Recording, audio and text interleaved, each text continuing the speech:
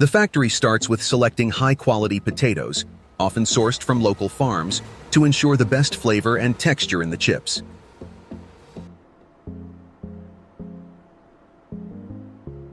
Potatoes are thoroughly washed to remove dirt and then peeled. Interestingly, the peels aren't wasted.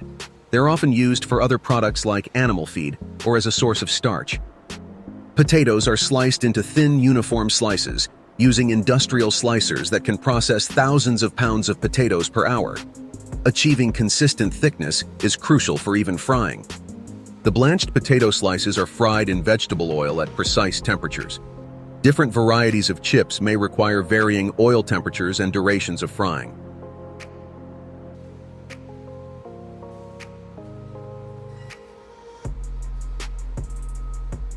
After frying, the chips move through a seasoning drum where flavorings, such as salt or unique spice blends, are added.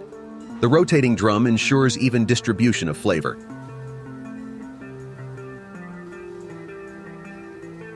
Quality control is an essential part of the process. Automated systems and trained staff check for color, texture, and taste to ensure consistently high-quality chips. Potato chips are packaged in various ways, including traditional bags, resealable containers, and even single-serving snack packs for convenience.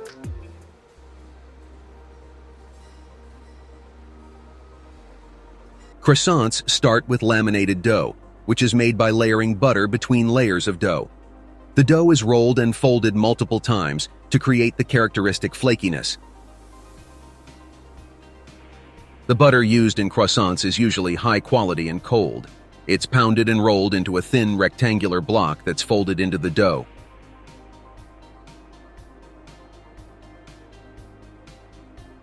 After laminating the dough, it's left to ferment, which allows the yeast to develop flavor and create air pockets, making the croissants light and fluffy.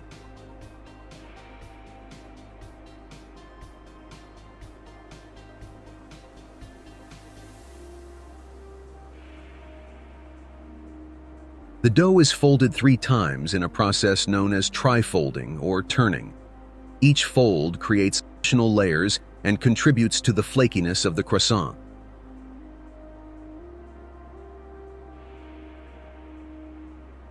Between folds, the dough is often rested in a refrigerator to relax the gluten and prevent it from becoming too elastic.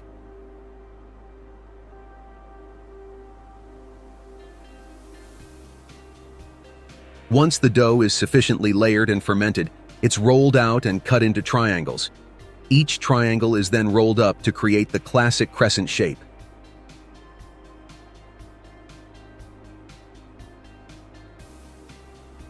Croissants are brushed with an egg wash before baking, which gives them their golden, shiny crust.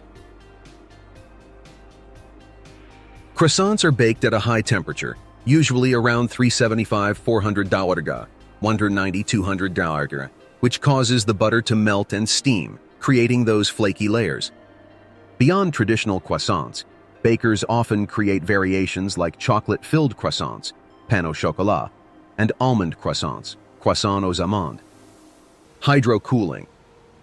After harvesting, cherries are immediately subjected to hydro-cooling, where they are gently sprayed with cold water. This rapid cooling helps to reduce the temperature of the cherries, slow down ripening, and extend their shelf life. Sorting by size. Cherries are sorted by size using automated equipment. This ensures that cherries of similar size are packaged together, which makes them more appealing and easier to pack. Quality control. Highly trained quality control inspectors carefully examine each cherry to remove any damaged or blemished ones. This attention to detail ensures that only the best cherries are sent to consumers. Color sorting. Advanced optical sorting machines are used to separate cherries based on their color. This ensures that only cherries with the desired color are included in the final packaging. The base ingredients for ice cream, such as milk, cream, sugar, and flavorings, are mixed and blended together in large tanks. The mixture is heated and pasteurized to eliminate any harmful bacteria. The mixture is then homogenized to break down fat molecules, ensuring a smooth and creamy texture in the finished ice cream. The ice cream base is aged for several hours to allow the flavors to meld and develop. Aging also improves the texture. There's a vast array of ice cream flavors, from classic vanilla and chocolate to exotic options like lavender or balsamic vinegar. Some factories have flavor labs dedicated to experimentation. For fruit-flavored ice creams, real fruit purees are often used to impart natural flavors and colors.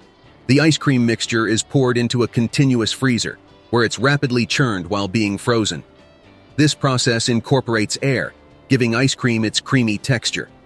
Precision temperature control is vital during churning to achieve the perfect consistency. Too warm and the ice cream will be too soft, too cold and it can become icy. Ingredients like chocolate chips, cookie dough, or fruit chunks are added during the churning process to create popular ice cream variations. For popsicles, the liquid mixture is poured into molds, often with sticks inserted. Different apple varieties are used to create various flavors of apple juice. Some apples are known for their sweetness, while others offer a more tart taste. Apple harvesting is often a seasonal event, with orchards bustling with activity during the fall months. Some orchards even allow visitors to pick their own apples. Once harvested, the apples are cleaned and sorted. Damaged or overripe apples are removed from the batch to ensure a high-quality product. The cleaned apples are crushed and pressed to extract the juice. Some traditional methods use hydraulic presses, while modern facilities use mechanical presses or pulping machines. Pectin, a natural substance found in apples, can cause cloudiness in apple juice. To control this, enzymes are often added to break down the pectin. The extracted juice is usually heated to kill any bacteria or enzymes that could spoil the juice. This pasteurization process helps extend the shelf life of the juice. The juice is filtered to remove any remaining solids, leaving a clear and smooth liquid. Some apple juices are concentrated to reduce their volume for easier transportation. Water is removed from the juice, and it can be reconstituted later by adding water. The final apple juice is filled into bottles, cartons, or cans. The packaging may vary depending on the intended market and consumer preferences. Some apple juices may contain preservatives like ascorbic acid, vitamin C, to maintain freshness and prevent oxidation. While many people enjoy fresh apple juice, most commercially available apple juice is processed to ensure safety and a longer shelf life. Walnut harvesting in California typically occurs in the late summer or early fall, when the walnuts have matured and are ready to be picked. California produces several walnut varieties, with the most common being the English walnut, Juglans regia. There are also black walnuts, but they are less commonly grown. After harvesting, the first step in processing is hulling, where the outer green husk or hull is removed from the walnut. This can be done mechanically or through natural drying and shaking. After hulling, walnuts are spread out to dry in the sun. This helps reduce moisture content and prevents mold and bacterial growth. Once dried, the walnuts are cracked open to reveal the edible kernel inside. Mechanical crackers are used to efficiently split the shells. After cracking, walnuts are sorted to separate the shell fragments from the kernels. This is often done using a combination of mechanical and air separation methods. Walnuts are graded and sized according to industry standards. Smaller pieces are often used for processing into walnut products, while larger, intact halves are packaged for retail sale. The shelled walnut kernels are packaged in various ways, from bulk bins for food processors to consumer-sized bags for retail sale. Some are also packaged in vacuum-sealed bags to extend freshness. In addition to whole walnuts, the walnut industry produces a variety of value-added products like walnut flour, oil, and butter. California walnut processing facilities adhere to strict quality control standards to ensure the safety and quality of the final product. Walnuts are considered a superfood due to their high content of omega-3 fatty acids, antioxidants, and other nutrients, making them a popular choice among health-conscious consumers.